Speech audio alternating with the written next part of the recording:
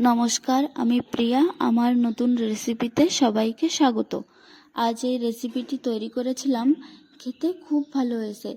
আমাদের বাড়িতে আমার মা প্রায়ই মাঝে সাঝে এই রেসিপিটি তৈরি করত। খেতে অসম্ভব সুন্দর হতো। মায়ের মতো তো আর হয়নি, তবে ভালো হয়েছে।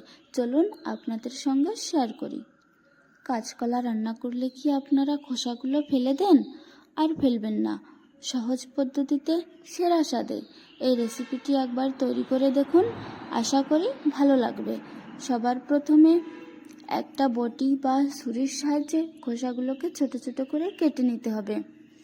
আমি ছুরি খুব একটা ব্যবহার করতে পারি না, তাই বটি দিয়েই কেটে নিচ্ছি। এই দেখুন কত সুন্দর করে কেটে নিয়েছি।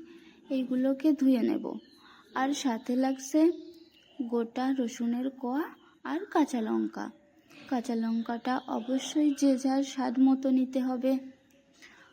কড়াইতে তেল গরম করে ফোড়নে দিয়ে দেব রসুন এবং কাঁচা লঙ্কাগুলো। সাথে কেটে রাখা খোসাগুলো দিয়ে ওপর থেকে লবণ হলুদ গুঁড়ো মিশিয়ে নাড়াচাড়া করে নেব।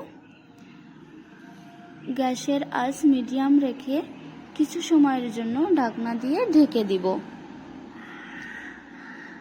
ঢাকনা সরিয়ে আর একটু সময় নিয়ে নাড়াচাড়া করে ভেজে নেব। এই দেখুন একদমই ভাজি কমপ্লিট হয়ে গিয়েছে।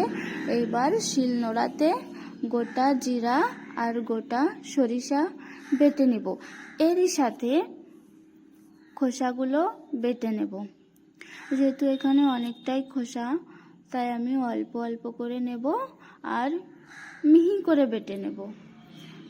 শিলনোড়াতে যখন বাটা হয় তখন কিন্তু স্বাদটা দ্বিগুণ বেড়ে যায়। এই দেখুন, দেখতে না যতটা লোভনীয়, খেতে ঠিক ততটাই সুস্বাদু। অবশ্যই বাড়িতে একবার ট্রাই করে দেখবেন। আর ভিডিওটি ভালো লাগলে লাইক কমেন্ট শেয়ার করে পাশে থাকবেন। চ্যানেলটিকে সাবস্ক্রাইব করে দেবেন। সবাই ভালো থাকবেন, সুস্থ থাকবেন। ধন্যবাদ।